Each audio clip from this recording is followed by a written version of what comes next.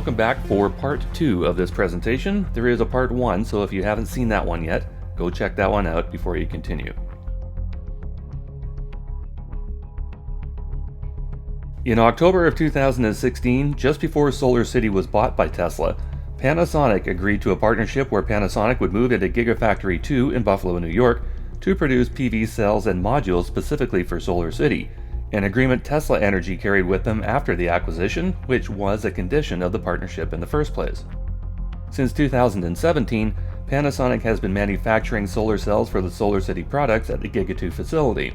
That building, owned by the state of New York and leased to Tesla for a mere $1 per year, began construction in 2014 and went $209 million over budget to take $958.6 million in taxpayers' money to build. Originally, this building was built to suit Tesla's tech that they had acquired when they bought Solivo in 2014, which obviously would have been changed up when Panasonic, a 30-year industry leader, came on board. As Tesla solar sales continued to nosedive, Panasonic found themselves sitting on manufactured stockpiles of components that Tesla had no need for. The only way Panasonic could recover their expenses was to sell these components to other buyers, mainly in the Philippines, Japan, and Malaysia. For their part, Tesla was cutting their cost per panel by buying from Chinese suppliers instead of their declared partner. By February of 2020, Panasonic had had enough of the losses they were incurring due to this partnership, and announced that they were leaving Gigafactory 2 to wind down by May of 2020. When the state agreed to these building and equipment provisions under the Buffalo Billion program, it was in exchange for a guaranteed hiring commitment made by Musk and SolarCity. The agreement, as reported on Wikipedia, was for 3,000 people to be employed through this facility in Buffalo, with 5,000 jobs created statewide, resulting in $5 billion worth of economic activity. On the same entry page, Giga2 reports only 1,500 people working at the facility with no date reference, which is most likely from before Panasonic pulled their crews. If Musk is not honoring this hiring arrangement, Tesla will be required to pay a $41 million fine annually until that commitment is made good on. To add insult to injury for the taxpayers who aren't getting all the jobs they were promised, auditors in November of 2019 determined the building and equipment built to Tesla specs is currently worth no more than $75 million, a 92% loss to the state. As a result, Governor Cuomo is taking tremendous heat for the wasteful nature of this project. The wire fraud conspiracy conviction of his chief architect didn't help matters, and neither do reports that this entire project was a scam orchestrated by Musk and the brothers Reeve to exploit Governor Cuomo. One more tangent while we're talking about Gigafactory 2, and this ties into another humanitarian crisis that Musk told the media he was going to fix, and this has to do with COVID-19. We're not going to get into all the stupid tweets Musk has made about the pandemic in general, that go back to at least March of 2020. We're only going to remind people about the promises that he made. All of Musk's collective stupidity ended up going into print on the New York Post article called "Musk is Tech Covidiot number 1. That's in the New York Post, and it's a great article. As a result of these tweets, Musk was facing heavy backlash from the tweets on the disease and needed a quick PR spin to wind his way out of all the negative press, and it was handed to him on a silver platter by New York Mayor Bill de Blasio on March 19, 2020. New York was facing a critical shortage of invasive ventilators as ICU wards were getting overwhelmed with pandemic patients. The stated plan was that Musk would reopen his locked-down Gigafactory 2 in Buffalo to produce these much-needed medical-grade devices for COVID epicenters in New York and California to begin with. By April 5th, on Tesla's own YouTube channel, they were showcasing engineers that told the viewers they were developing a prototype ventilator out of excess Tesla car parts. The video has since been viewed over 3 million times with around 143,000 likes and 2,200 dislikes, indicating only about 1.5% of the people watching are aware that Tesla never actually delivered any of these units. Again, positive PR without ever delivering on the promise. On March 31st, Musk tweeted that he had extra FDA-approved ventilators ready for distribution, and the media swooned again. The problem was they didn't bother to check at the time what ventilators Musk had actually delivered. What he actually delivered were 5-year-old, discontinued BiPAP machines from China that are used to treat nothing more than sleep apnea. He slapped a Tesla logo on the boxes and shipped those out thinking they were the same type of machine, but they're not even close. And that wasn't the promise he made New York and California in return for reopening his factory, which likely continued making components for Tesla instead. For those people, like Musk, who don't know the difference, a CPAP, BPAP, or BiPAP machine consists of a facial mask that applies either constant or bi-level pressure air to the user, and they are generally used for the treatment of sleep apnea. An invasive ventilator is just that, invasive, a machine that takes over breathing functions for critically ill patients that requires intubation right down the patient's windpipe to the top of their lungs. These two types of machines are nothing alike. Invasive ventilators start at about $35,000. A BiPAP machine runs a couple $100, and you can buy them on Amazon any day of the week.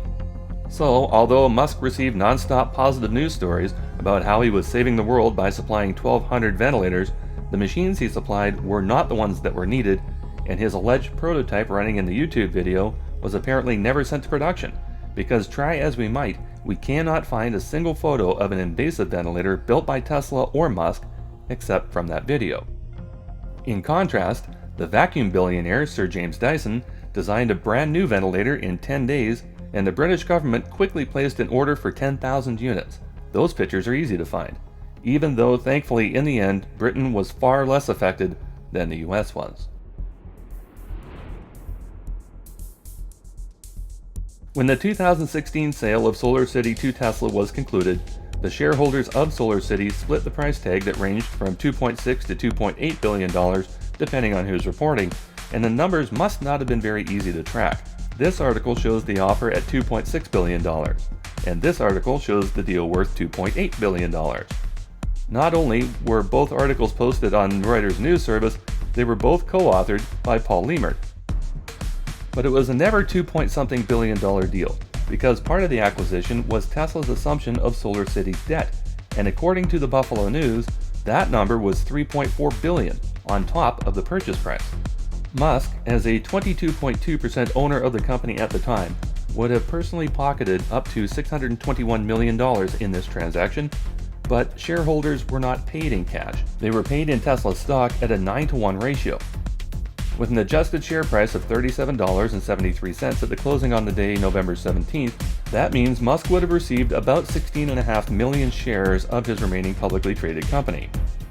At their recent peak of $502.49 adjusted for the 5-way stock split in August of 2020, those shares Musk received are now worth around $8.3 billion for selling his Tesla shareholders a fake bill of goods in the solar shingles and an insolvent business model in SolarCity that was well on its way to bankruptcy. In doing so, he also saved a bunch of other people's asses from the fire by avoiding bankruptcy, including his two cousins, Peter and Lyndon Reeve, Antonio Gracias, who sat on the boards of Tesla, SpaceX, and SolarCity, and J.B. Straubel, who also sat on the boards of Tesla and SolarCity at the time of the transaction. Soon after the solar shingle presentation, thousands of customers who bought into the hype plunked down $1,000 deposits to get in early on this product. Musk used this apparent interest in the product line as further justification of the sale to the Tesla shareholders, since he could now show a ready base of customers to buy the very expensive installations, often running into the hundreds of thousands of dollars. Of course, those clients were buying a product that did not and still does not exist, so those monies taken as deposits now have to be refunded by Tesla, who started mailing back checks in June of 2020 despite the release of version 3.0 in October of 2019. Not surprisingly, now that other shareholders know what they've bought, many have decided to take action, legal action, that could and should cost Musk his entire windfall. In fact, some shareholders didn't wait for the transaction to close before they filed suit against Musk for conflict of interest in fiduciary mismanagement. Between September 1, 2016 and October 5, 2016, even before Tesla bailed out Musk and his cousins at SolarCity, 7 shareholder lawsuits were filed in the Delaware Chancery Court regarding Musk's very obvious conflict of interest in this acquisition. The original plaintiffs included the City of Riviera Beach Police Pension Fund, the Arkansas Teacher Retirement System, Boston Retirement System, and several individuals. These claims have now been consolidated into a class action, where any injured party can now sign on, and the full list of current litigants is on file at plainsight.org under the search parameter fraud. That trial was set to begin in March of 2020, but the advent of COVID-19 halted trials by jury, and it has now been put over until March of 2021. Musk stands to personally lose billions in Tesla stock if he loses the case, which we have every expectation he will, since the fears of the complainants has been completely borne out. Musk had a responsibility to recuse himself completely from talks regarding the merger, which he swore he did, and then swore again that he did not, when he told the court, quote, "I needed to voice my opinion, obviously," end quote. Filings describe how Musk used Tesla to bail out SolarCity, himself and his family members. Emails from Musk himself demonstrate a ploy to use the non-functional solar tiles to entice the shareholders to vote in their favor, thereby protecting his interest and the investment his other company, SpaceX, had dumped into the failed solar startup. Again, SpaceX dumped $255 million of NASA's money into SolarCity buying bonds, and Tesla's shareholders unwittingly covered SpaceX's bad investment when they took over the debt SolarCity had racked up, a debt that would likely not have been recoverable if SolarCity had gone bankrupt, at a time when the future of SpaceX was also uncertain. You know who else bought up large chunks of those bonds? Musk, $75 billion worth, and his cousins also bought a combined $38 million, for a total of over $100 million of the 2016 $124 million offering, with a 6.5% guaranteed return in 18 months. Musk had to take out personal lines of credit to make that purchase, and he backed those personal lines of credit using his own Tesla stock. So when Tesla bought SolarCity, they also bought the debt SolarCity owed their own CEO, the guy who orchestrated the deal, and the former CEO and CTO of SolarCity, who had buried the company in debt. And the slimiest aspect of the bonds is that Tesla was apparently investigating avenues and loopholes to avoid paying the other bondholders in 2019. In 2017, Tesla unsurprisingly attempted to have this lawsuit dismissed, but that was unsuccessful, the court finding it conceivable in their February 2020 decision that Elon Musk, chairman and controlling stockholder of both companies, unduly influenced the board's decision, thereby enriching himself. 6 other officers at Tesla, including the current CEO of Tesla, Robin Denholm, Musk's brother Kimball, and Antonio Gracias, were also charged in the suit as being in a conflict of interest, as either being beholden to Musk and or directly owning shares in SolarCity to the tune of $560 million. All other defendants have settled out of court to the tune of approximately $60 million in damages, with another $20 million awarded in legal fees. But Elon Musk has apparently dug in his heels on this case, which will be ruled on by Vice Chancellor Joseph Slights III, who is quite renowned for his rulings regarding corporate America. If he loses the case, it will cost him the shares he gained in the transaction at their current market value. The company Tesla paid over $6 billion for has been, by Musk's own hand, gutted, stripped, and relegated to the bottom of the review list for solar installations, installing a pittance worth of PV arrays annually compared to the company when it was at its prime. According to SolarReviews.com, the company currently enjoys a 1.64 star rating on a 5-star system, with 360 of the 463 reviews giving the company the lowest possible rating, and there's more being added every week. Not acting in Musk's favor, the same Vice Chancellor has already issued warnings to Musk about his use of social media, and Vice Chancellor Slights is also overseeing another case regarding Musk, this based on the ridiculous compensation package that Musk wrote into his own position at Tesla. The compensation package, described as eye-popping, compensates Musk up to $50 billion if the company hits certain landmarks. Tesla's shareholders, meanwhile, have never received any dividend of any kind, and the company's statement on dividends is that dividends are not now, nor will they be in the foreseeable future, part of the company's shareholder arrangement. This case was filed by shareholders in June of 2018. Slights denied this motion to dismiss as well in 2019, so Musk will go to trial for this in the June of 2021. As recently as last week, Musk was blasting these plaintiffs publicly. Given the demeanor of the presiding vice chancellor and the decorum expected in these court proceedings, that's not going to go over very well at all. Hopefully the plaintiffs are sharp enough to enter that rebuke into evidence. As a point of interest, as of May 2020, Tesla was party to over 700 lawsuits, including 38 securities actions filed against Tesla and or Musk. And in September 2018, the SEC filed securities fraud charges against Musk personally for what became known as his 420 tweet. To avoid a criminal trial and possible jail time, Musk agreed to paying a $40 million fine to remove himself from the position of chairman at Tesla for 3 years, to allow a panel of compliance officers to have oversight as to what he tweeted on his Twitter account, and to appoint 2 independent directors to the board of Tesla that were not beholden to Musk. When Musk breached the terms of this plea settlement, he was once again charged by the SEC, this time for breach of agreement and for contempt of court, and once again, jail time could have been on the table for Musk. So it would seem that Robin Denholm, Tesla's new chairman, who was also named in the SolarCity lawsuit and in the unjust enrichment proceedings, has done a poor job keeping her rogue CEO in check. If you've never heard that name before, you're not alone.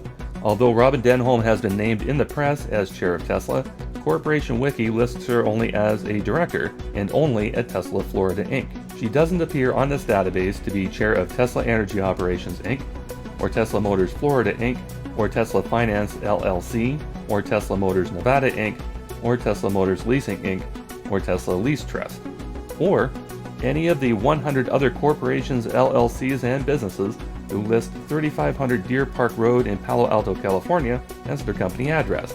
And what is located at that address? Tesla headquarters. If she's actually chair of Tesla, shouldn't her name be listed on every single one of these profiles? Or at least one of them? Also, of the 100 businesses listed at that address, there are 62 active companies with the word solar or energy in the company name. There are also 21 that are currently inactive. Many of these listed entities are competitors that SolarCity bought while going $3.4 billion into debt, and others seem to be shell companies with similar but not identical names. Maybe this has something to do with the operating expense budget SolarCity has of $1 billion. Now compare that number of companies to Tesla Energy's output. In Q2 2020, they reportedly installed a mere 27 megawatts worth of solar arrays, continuing their downward trend. According to Evergreen Solar, the average American home uses 11,000 kilowatt hours annually, requiring a 5 kilowatt array of 280 watt panels. So taking that number into account, it means on average, each of these solar companies located in Tesla headquarters installed only 87 residential systems over the course of the 3 months in that quarter. This is all that remains of the company that Musk made almost $10 billion to date from when he orchestrated the 2016 sale of SolarCity to Tesla. Every Tesla shareholder watching this video ought to be looking into joining that class action to make sure it is a success. In the Chancery Court of Delaware, this is Consolidated Action CA number 12711-VCS, Vice Chancellor Joseph Slights III presiding. These are some of the law firms representing clients in that action. And if you would like to follow the unjust enrichment proceedings that has named Musk and the board of Tesla as defendants, here is the case number and the law firms listed at courts.delaware.gov. It is action number 2018-0408-JRS. Here are 2 quotes that are only 3 years apart. The first one, that they, Tesla and SolarCity, are separate at all, despite similar origins and pursuit of the same overarching goal of sustainable energy, is largely an accident of history. That's according to Elon Musk in the Tesla Master Plan Part 2, found on Tesla.com, and dated July 20th of 2016. The second quote, at the time I thought it made strategic sense for Tesla and SolarCity to combine. Hindsight is 2020, and if I could wind back the clock, I would say probably would have let SolarCity execute by itself, would have let Tesla execute by itself. That quote is also from Elon Musk, but this is done in sworn deposition before Vice Chancellor Joseph Slights III, dated June 1, 2019. And if that doesn't give shareholders the fodder they need to win the case, consider this. According to the law site DelawareLitigation.com, quoting the opinion of Vice Chancellor Slights, Musk's failure to disclose material facts can negate ratification of the shareholder vote. Musk failed to disclose the financial state of the company, as Ernst & Young published in January of 2017 as being insolvent. And according to newly unsealed court documents reported on by legal site UtilityDive.com, Musk's own cousin, Lyndon Reeve, testified in his own settlement case that he personally, as CEO of SolarCity, told Musk in 2015 the company needed $300 million to stay afloat, right around the same time that SpaceX started doling out over $250 million buying SolarCity bonds. Now that the shareholders in the class action against Musk, and only Musk, have another year's worth of SolarCity failures to report in their filings, it seems pretty obvious which way this groundbreaking court is going to rule. This recap of the downfall of SolarCity seems to be timely, because as we were finalizing the content for this video, Electric reported that Tesla is now looking for new partners to install up to 1,000 roofs per week nationwide. And we're going to tell you straight up that according to SolarReview.com, there are literally hundreds of other solar companies out there with better ratings that don't have thousands of complaints against them, ranging from poor customer service to burning people's houses down. Ironically, the best rated supplier for panels and batteries on the same site is Panasonic, who just ended their collaboration with Tesla this spring. As for those new installations, it would appear that Tesla learned nothing from their previous foray into the residential market.